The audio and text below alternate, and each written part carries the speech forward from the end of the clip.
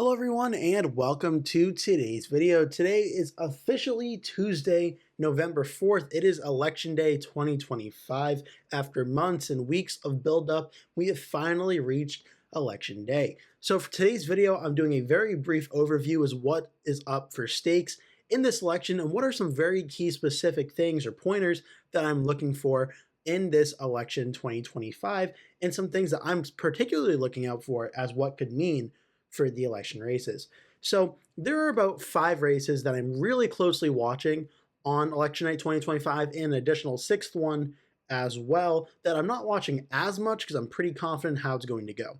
So first things first, the main two that have been talked about for months now are the governor's races. There are 2 governor's races up in 2025, the Virginia and New Jersey governor's race. Now, historically and for the past few cycles, it's usually gone that Virginia's been the close governor's race, while New Jersey's been the one that's been more out of reach. This election cycle, given how the states have trended in the last presidential election and how it's trending in the current governor election, it's actually flipped, where New Jersey is the really close governor's race to keep an eye out for between the Democrats and Republicans, and Virginia this time around looks to be the one more solidly in the Democratic hands. That would be a flip, going from the Republican to a Democratic governor in Virginia, though that one looks like increasingly more and more likely to happen. Whereas New Jersey, the Democrat currently has a small lead, but this is the one that, if there is an upset, is more likely to happen in New Jersey than in Virginia. So these are the 2 governor's races I'm watching very closely. Now, 2 other important races are also happening in Virginia that I'm keeping a very specific close eye on. The race for lieutenant governor and the race for attorney general. Now, lieutenant governor, polling has been a little bit wonky, but more than likely it's going to follow how the governor's race goes. So if the Democrat Abigail Spanberger wins the governor's race in Virginia, more likely than not, we're going to see the lieutenant governor also be the Democrat Ghazal Hashmi, will probably win that race as well. The margins may not be the exact same, it may be off by maybe a point or 2, but more likely than not, we're going to see the Democrats win the governor and lieutenant governor's race. The Attorney General's race, though, in Virginia is going to be a completely interesting race to watch for tonight because that race can truly go either way, where there have been a very significant texting scandal happening against the Democrat in this race in Jay Jones, who was leading by around 6 points when the scandal happened, and now he is down by as many as 3, 4, 5 points, depending on the poll that you are looking at.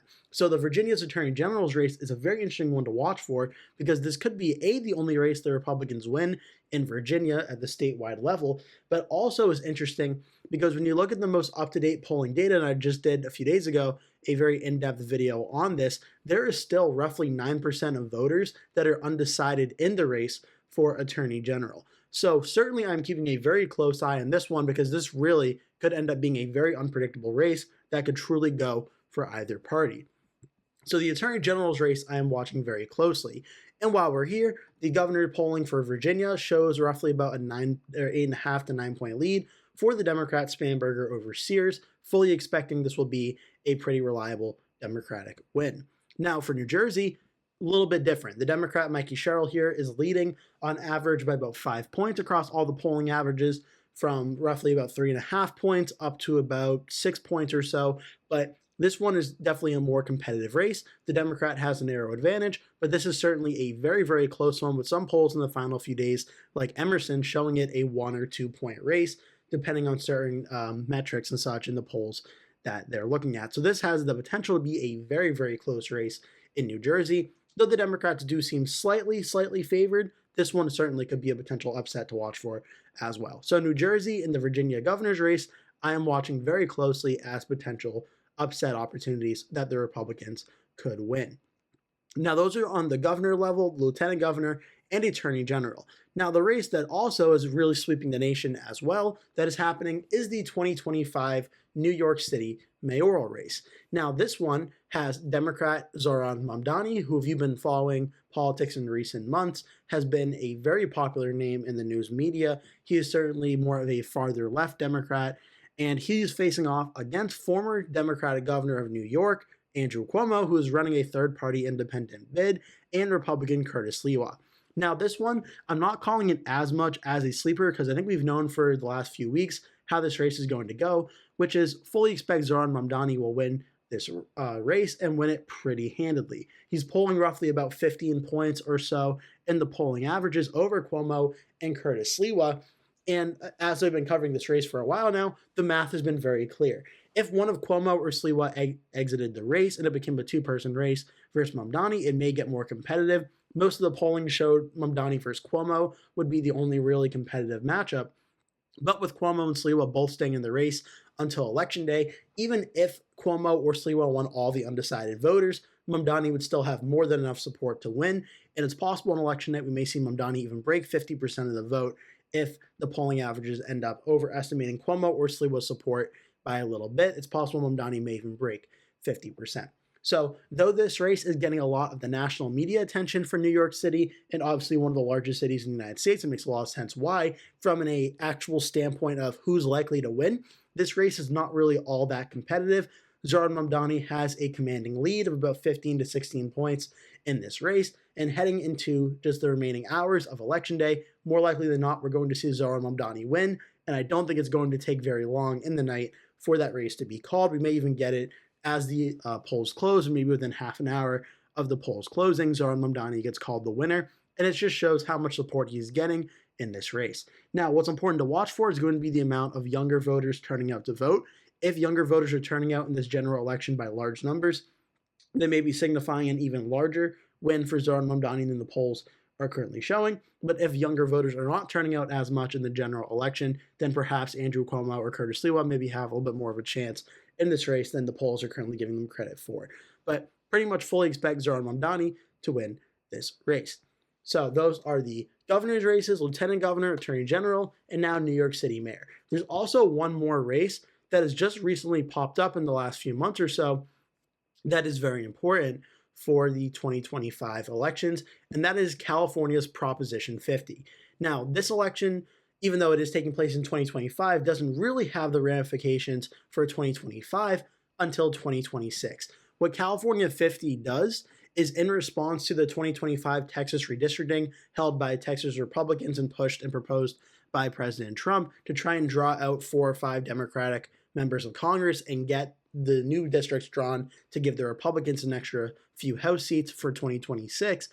What the Democrats did, they are, and Gavin Newsom specifically, is proposing California Proposition 50, which is a constitutional amendment to the California state constitution, which will allow the nonpartisan California Citizens Redistricting Commission, the nonpartisan one, to be postponed for this one, and so the state legislature can draw a new House map that will be gerrymandered in the Democrats' favor and Democratic position rather than the neutral one, which by doing this would give the Democrats also roughly about 4 or 5 new House seats, essentially getting rid of the +5 that the Republicans could be getting in Texas. By making this move, this would give the Democrats an extra 5 seats in California and pretty much wipe out the Republican gains in Texas. Now, California at the presidential level and at the state level is a very Democratic state, and obviously the support here is being done by the Democrats. The oppose of this bill is being done by the Republicans, and the polling has shown a pretty landslide lead so far. 60% for support, 38% for oppose from Berkeley from just a few days ago.